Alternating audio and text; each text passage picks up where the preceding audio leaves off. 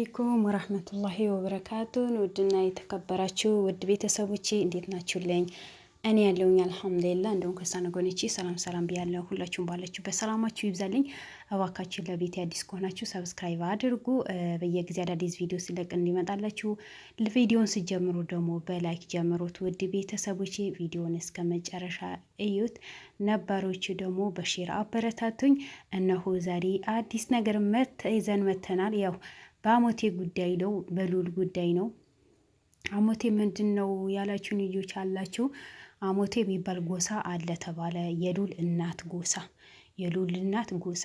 ያው መቼም በየሀገሩ ጎሳ አለው፣ ግን የነሱ አሞቴ ነው የሚባለው። ስለዚህ አሁን አሞቴና የሉል አባት፣ የሉል ወላጅ አባቱ ያቶ ወርቁ ጎሳዎች ናቸው በጣም የሚጣሉት።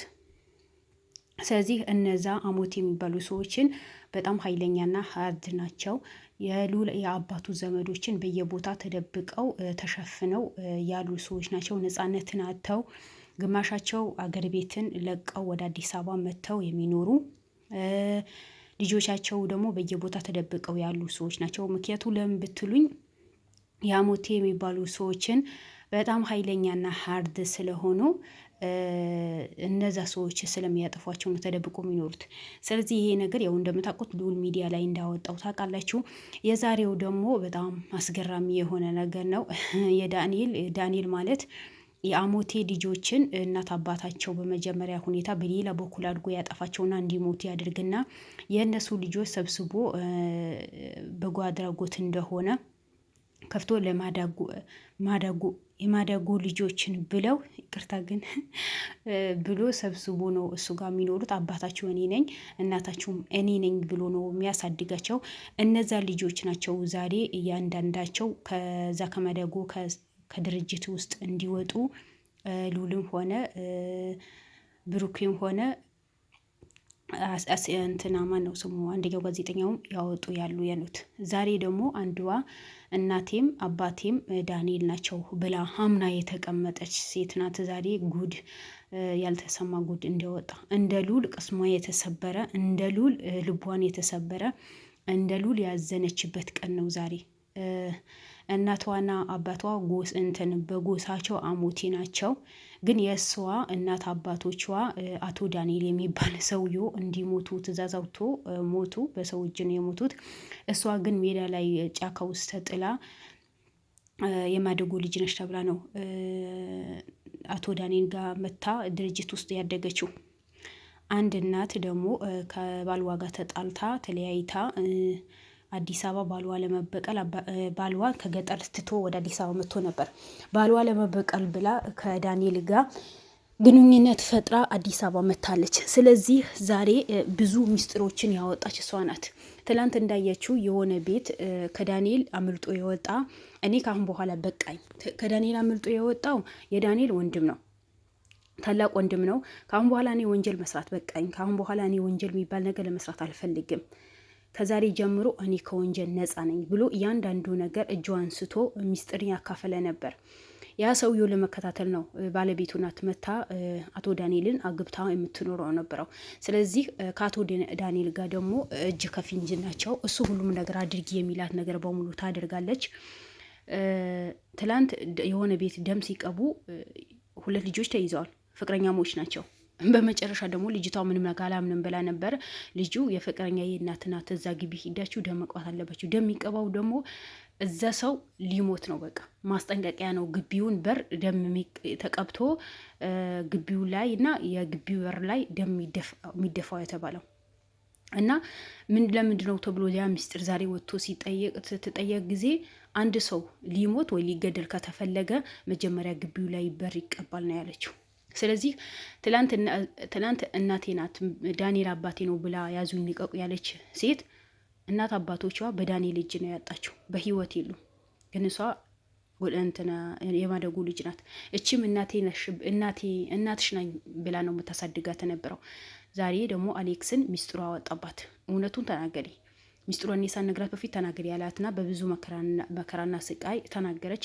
እናትሽ አይደለሁም እኔ ነኝ ያሳደኩሽ፣ ከመውለድ ያሳደገ ሰው ይበልጣል። እኔ እናቴ ለምን እስካሁን አልነገርሽኝም? ይሄን ያህል ሚስጥር ዳንኤል አባቴ እንዳልሆነ ለምን አልነገርሽኝም ስላት ጊዜ እኔ ልክ እንደ ልዑል እናት ማለት ነው። እኔ ልትሄጂብኝ ስለማልፈልግ ለልጅ ጥሩ ጥሩ ነገር ይነገረዋል እንጂ መጥፎ ነገር አይነገረውም። ስለዚህ እኔ ልጄ ነሽ፣ በቃ አንድ ልጄ ነሽ ብዬ ስለማይሽ እንዳትሄጂብኝ ፈሪቼ ነው፣ ሳስችልሽ ነው ያልነገርኩሽ። የባክሽ ልጄ ተለመኝኝ፣ አትሄጂብኝ፣ አትቀየምኝ ብላ ነው እንትን ያለቻት። ግን የእሷ ልጅ አይደለችም፣ ሌላ ወንድ ልጅ አላት፣ ሌላ ሴትም አላት። ግን ዳንኤል ሁለተኛ ሚስቱ ጋር ነው ያለችው። ስለዚህ ዛሬ እንደዚህ ብዙ አይነት ሚስጥሮችን ወጥተዋል እና እኛ የምናምነው ደግሞ በደም ነው አለች። አላህ ይስቱ። እኛ የምናምነው በደም ነው። ቤታችን ደም ካልተቀባ፣ ቤታችን ደም ካልተፈሰሰ፣ የሚጠፉ ሰዎችን እያንዳንዳቸው የሚሰራባቸው ድግምት አለ። እነዛ ነገሮችን በሙሉ ማዘጋጀው እኔ ነኝ። ግን በዚህ ሁሉ የሚተባበረኝ የዳንኤል ጓደኛ አለ። ከሱ ጋር አብረን ነው የምንሰራው። ሰሞኑም ደግሞ በልዑል ላይ ትልቅ የሆነ ትዕዛዝ ወጥተዋል። ያ ትዕዛዝ ደግሞ ዋናው ሰሪው እኔ ነኝ ነው ያለችው። አስቡት። ለምን? ልዑልን ለማጥፋት፣ ልዑልን ወደ ኋላ ለማስቀረት፣ ልዑልን ይሄ ነገር ለምን ሚዲያ ላይ ያወጣብን በማለት። ስለዚህ ዛሬም ያለ ክስ ምን አሉት? ለመኖር አትፈልግም ወይ? ሽባ ሆነህ ቤት ውስጥ ቁጭ ልትፈልገህ ነው ወይ? በቃ እነሱ በዛ በሞቴ ዘሮች እንደፈለጉ ስለሆኑ፣ ገጠር ያሉ ሰዎች እንደፈለጉ ስለጨፈሩ፣ እነሱ በሽተኛ አድርጎ ስላስቀመጡ፣ እነሱን ገጠር ሰዎች አሸንፈው ስለኖሩ እዚህም ያለ ሰው የሚያሸንፉ ነው የሚመስላቸው። አዲስ አበባ ላይ ቢያዝ ወደ አሁኑም እጅ ከፍንጅ ትያዛላችሁ። ፖሊስ ቅርብ ቦታ ይኖራል። እንደ ገጠር አይደለም። እዛ ቁጭ ብሎ ብታርፍ ይሻልሃል። ገና ወጣት ነህ፣ ኑር። በእኛ እጅ ከገባ መውጫ ቀዳዳ የለህም። ሽባ ሁነህ ነው ቤት የምትቀመጠው። እኛ አታቀንም። እኛ ማንኛውም ሰው የሚያሸንፈን ሰዎች አይደለንም። የዳንኤል ዘሮች ነን ብሎ ነው የፎከሩት የነበረው። ግን እናትም ሆነ ያኔ አሳዳጊም እናት ሆነችም ልክ አሁን እንደ ልዑል ማለት ነው። ልዑል አቶ አርጋቸው አሳዳጊ አባቱ ነው እንጂ ወላጅ አባቱ አይደለም። ወላጅ አባቱ ወርቁ ነው። እቺ ልጅም እንደዛ ናት። ግን የእሷ ወላጅ አባቶቿ ሞተዋል። በማን? በዳንኤል የሚባል ሰውየው ምክንያት። ግን አሁን እዚህ አጠገቧ ያለችው እናት አሳዳጊውነቷ ናት። ልክ እንደ ልዑል ማለት ነው። ተደብቃ ነው የኖረችው። በቃ የልዑል እጣ ፋንታ እቺ ልጅ ላይ ደረሰ።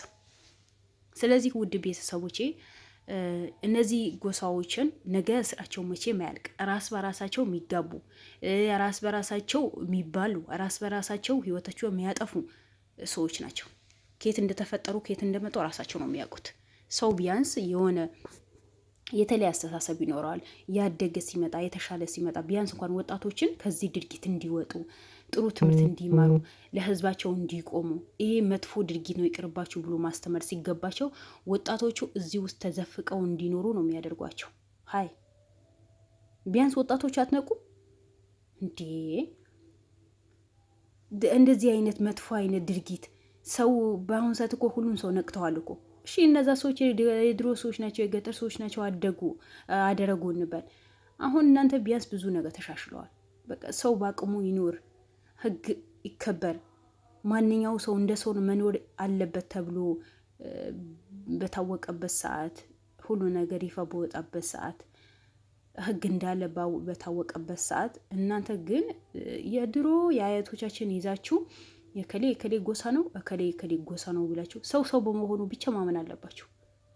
ሌላ ሃይማኖቱ ምንድነው ምናምን እሱን ፈጣሪ ይጠይቃል። ሰው የፈለገ ለምን ድንጋይ አያመልክም? የሚያገባን ነገር የለም። ነገር ግን የሰው ልጅ ሰው በመሆኑ ብቻ ማክበርም መውደድም እንዲኖርም መፍቀድ አለብን። መብቱ መከበር አለበት። ለምን ውሃ ያመልክ? እኔ ምን አገባኝ? ምክንያቱም ማናችንም እዚህ ላይ ዘላለማዊ ቤታችን አይደለም፣ ጊዜያዊ ቤታችን ነው። የእንግድነት ቤታችን ነው። እዛ ፈጣሪያችን ጋር ስንሄድ ጊዜ እያንዳንዱ ይጠይቀናል። በእርግጥ ይከፋል። ሰው የሆነ ሃይማኖቱ ሲቀይር ምናምን ይከፋል። አይከፋውም አላችሁ እና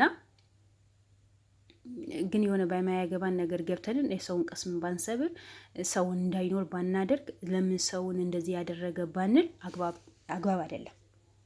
አግባብ አይደለም። ሰው እንደፈለገ መኖር አለበት። ካልደረሰብኝ ካልደረስኩበት ለምን ብዬ በቃ ሰው በመሆኑ ብቻ አክብሬው ወድጄው መኖር አለብኝ። ምንም ያገባኝ ነገር የለም። የተሳሳተ ነገር የሚሰራ ከሆነ ይሄ ስህተት ነው ታረም ብለን ማሳረም ያለብን።